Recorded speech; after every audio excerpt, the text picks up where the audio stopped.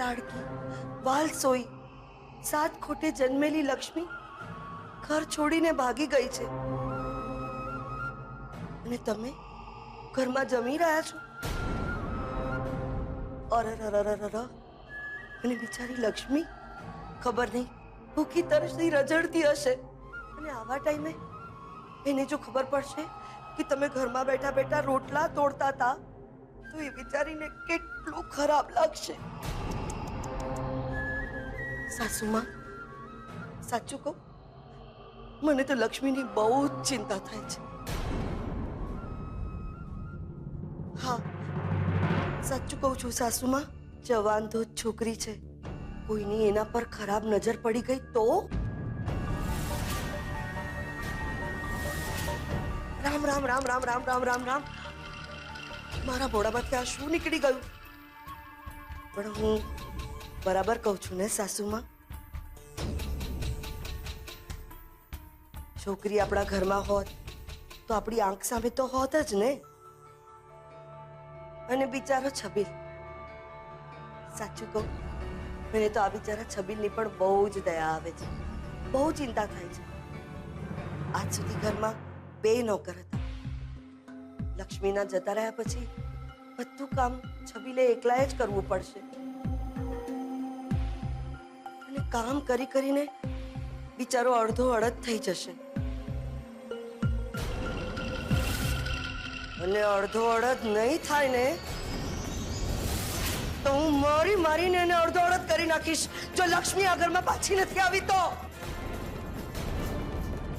આવ્યો મોટો જમવાનું લઈને.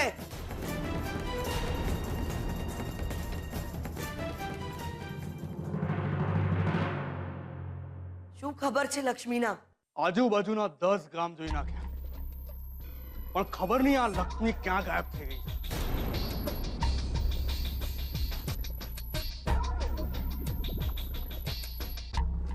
કલેક્ટર સાહેબ મળ્યા હતા, પૂછતા હતા કે લક્ષ્મી કેમ ભાગી ગઈ.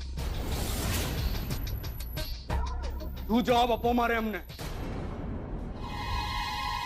એમણે એમ બી કીધું કે જો આવા કિસ્સાઓમાં તમારું નામ જગ્યું ને તો પછી સરકારી કોન્ટ્રાક્ટ આપતા પહેલા વિચાર કરવો પડશે. જુઓ સાસુમાં, આ તમારો દીકરો શું ખબર લઈને આવ્યો છે? આ લક્ષ્મી ઘરમાંથી ભાગી ગઈ, અમને ગામવાળા સામે મોઢું દેખાડવા લાયક નથી રાખ્યા એણે. અને આવા ટાઈમે તમારે આ પકવાન જમવા છે? તમે બંને જણા મારી એક વાત કાન ખોલીને સાંભળી લેજો.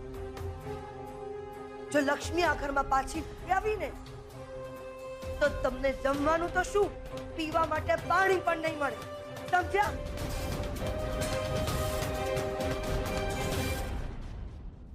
ચાલો અહીંયાથી.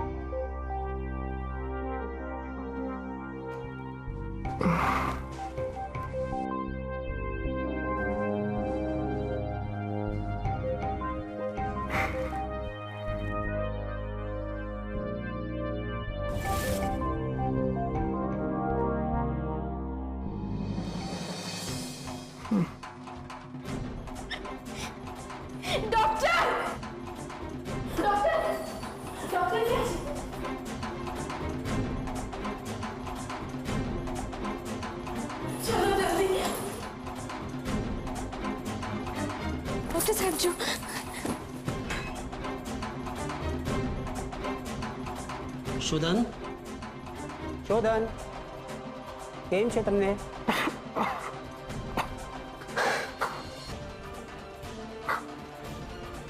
થોડી વારમાં શોધનને હોશ આવી જશે. સુકન્યાળ છો તમે કે દર્દીને આટલી જલ્દી સારું થઈ ગયું? બાકી ખતરો ઘણો મોટો હતો.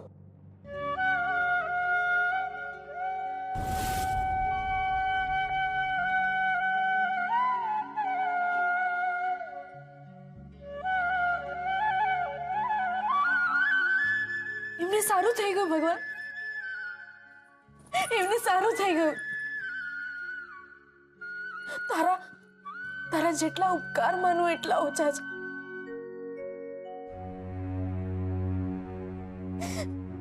તારો ખૂબ ખૂબ આભાર છે ભગવાન. તારો બહુ ઉપકાર છે મારા પર.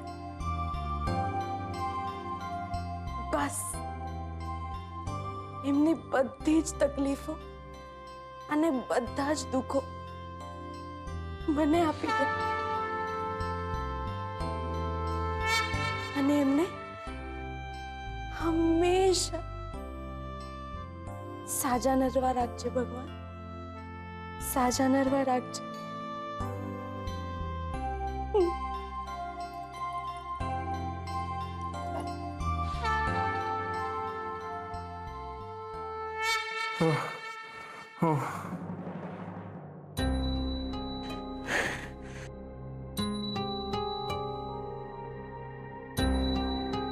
કેમ છે તમને હવે?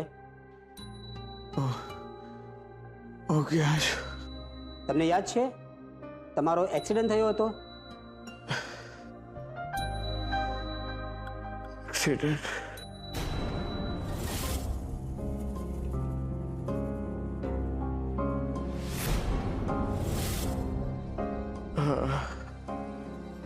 હું કાલે જતો હતો ને અચાનક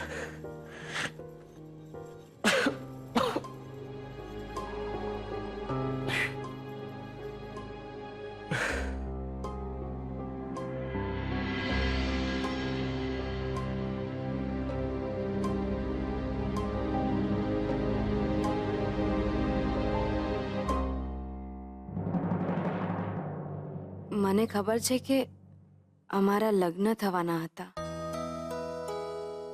પણ આ તો મને ઓળખતા પણ નથી. એમના જીવમાં જીવ આવ્યો. મારે બસ આટલું જ તો જોઈતું હતું. દેવીમાં એમને હંમેશા સલામત રાખે. બસ.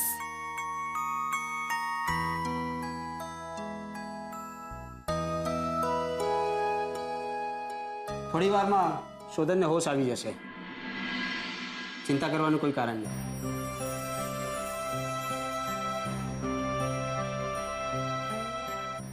મારું કામ પત્યું. આમને હોશ આવી જાય એ પહેલા મને લાગે છે કે મારે ચાલ્યા જવું જોઈએ. હું નર્સને કહીને જાઉં કે આમનું ધ્યાન રાખે.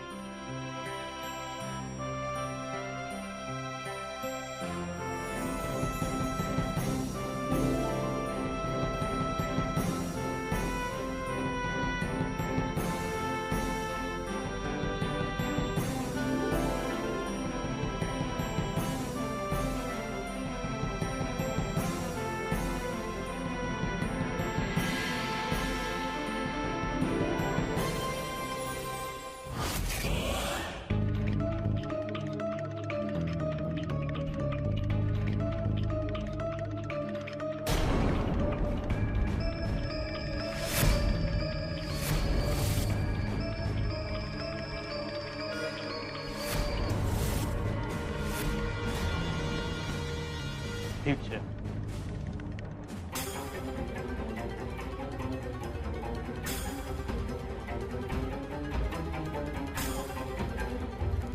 બટુક મામા અહીંયા મને શોધવા તો નહીં આવ્યા હોય ને?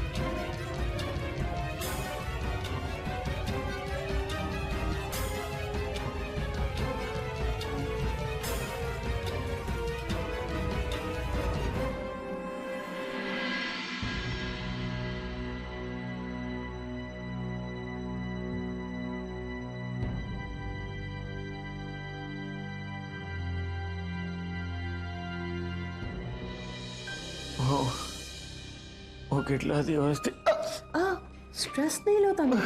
એક્સિડન્ટ બાદ તમને અહીંયા લાવવામાં આવ્યા. ખૂબ ઘવાયેલા હતા તમે, પણ હવે સારું છે. કોણ લાવ્યું મને?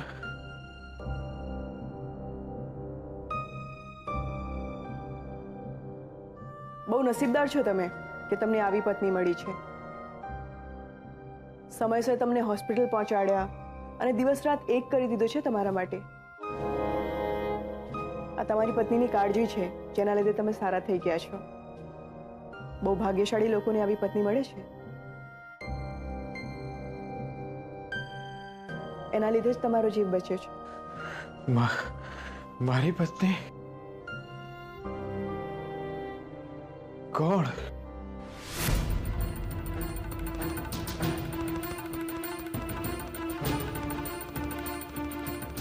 બહુ વિચારશો નહીં, તમે આરામ કરો. અરે તમે અહીંયા કેમ ઊભા છો? એમને થોડોક હોશ આવી ગયો છે. સેજ તાવ જેવો છે. બને ત્યાં સુધી સુવા દેજો. અને બહુ ઊભા થવાની કોશિશ કરે ને તો ધ્યાન રાખજો કે ઝટકાથી ઊભા ના થાય.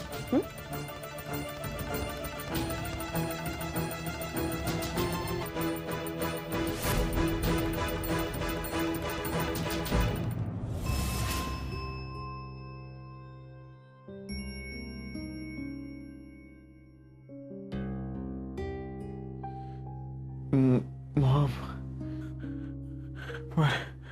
મારી મોમને ખબર નથી.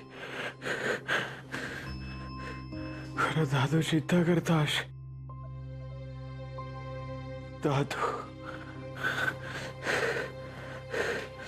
દાદુને નથી ખબર કે મારા એક્સિડન્ટ થયો છે.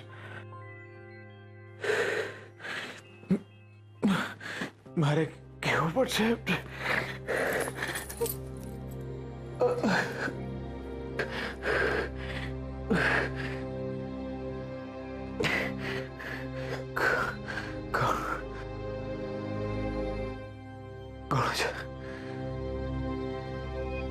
કોણ છો તમે?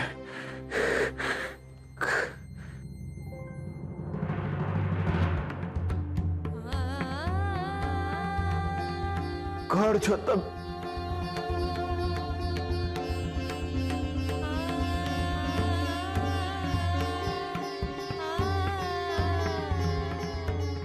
મારે દાદુને પણ આમ અચાનક આપણને કેમ બોલાવ્યા છે? ફોન પર એને મને કાંઈ જ કહ્યું નથી. મને એટલું જ કહ્યું કે વાત બહુ સિરિયસ છે, જલ્દી મળવા આવો. મને બહુ જ ટેન્શન થાય છે.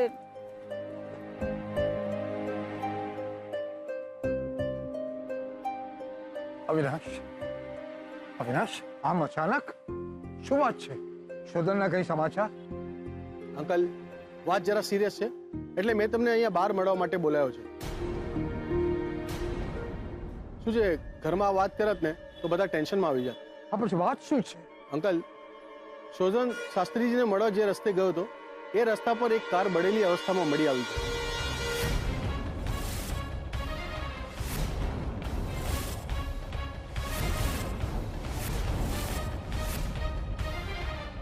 હા, પણ વાત શું છે? પણ એ કાર શોધનની જ હતી કે? હા, એ કાર શોધનની જ છે. એક્સિડન્ટ થતા અને પેટ્રોલની ટાંકી ફાટતા એમાં આગ લાગી છે.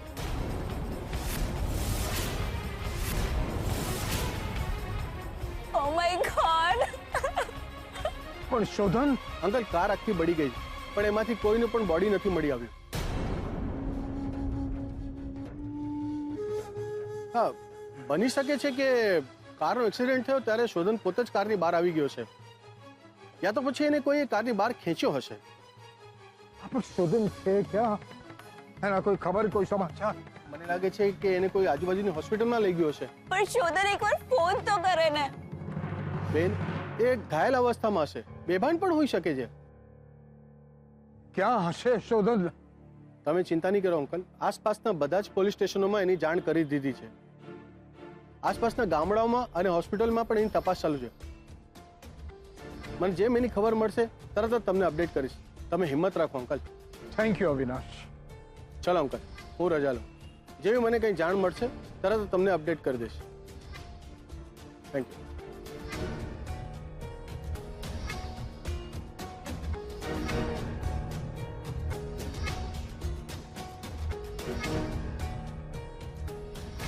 દાદાજી, કોણ જાણે કોની નજર લાગી ગઈ છે મારા પરિવાર પર. પ્રદ્યુમન તો ગયો અને હવે ના, શોધનને કઈ નહીં થાય. કઈ નહીં થાય શોધનને દાદાજી. વેર વિખેર થઈ જશે મારો પરિવાર. જો કે અચૂકતું થયું છે તો શાસ્ત્રીએ જે કહ્યું છે એ સાચું પડ્યું છે તો. શું શાસ્ત્રીજીએ શું કહ્યું છે? નહીં નહીં, કઈ નહીં બેટા, કઈ નહીં. હે ભગવાન, જિંદગી ભર મેં તારા પર શ્રદ્ધા રાખીશ. હવે મને એવો દિવસ ના દેખાડતો કે તારા મંદિર સામેથી પસાર થાવ અને મારું માથું ન નમે.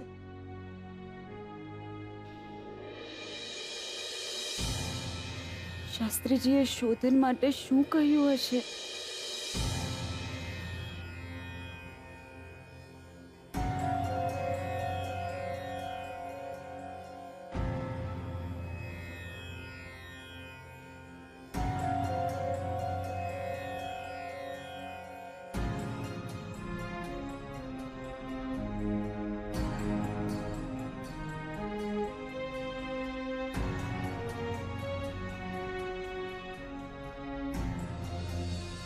હરિઓમ.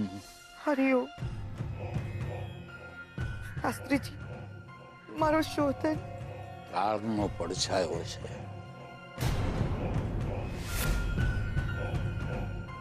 મેં કહ્યું તું તમને,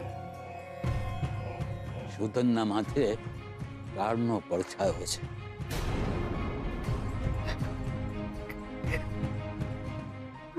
મારો શોધન ઠીક તો છે ને? તકલીફમાં છે, શોધન બહુ જ તકલીફમાં છે. પણ શું શાસ્ત્રીજી? કોઈ છે, કોઈ શુભ,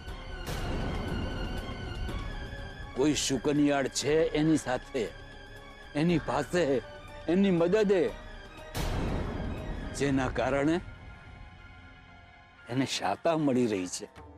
શાસ્ત્રીજી, કાળનો પડછાયો જેના સેવાના અજવાસે હટી રહ્યો છે. કોઈ તો છે જેના પ્રતાપે શોધનનો શ્વાસ હજી અકબંધ છે. કોણ છે અને શું થયું છે શોધનને? ક્યાં છે? બેન, અમને તો માત્ર અણસાર મળે એ જ અમારું જ્ઞાન, એ જ અમારી મર્યાદા. પણ એટલી ધરપત રાખજો કે શોધન જ્યાં પણ છે, ભલે તકલીફમાં છે, પણ ઠીક છે. કોઈ શુકનિયાનો પ્રભાવ છે એના માથે. સલામત છે તમારો દીકરો. જેને લીધે શોધન સલામત છે ને, એને ભગવાન સલામત રાખે. એક માના આશીષ છે ને.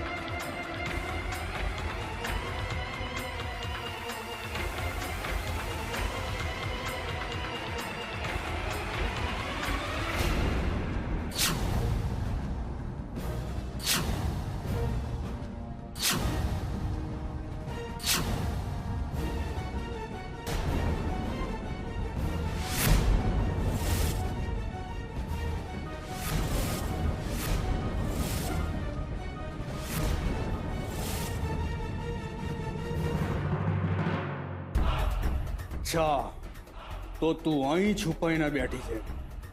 હવે વાત છે તારી. આજે તો તને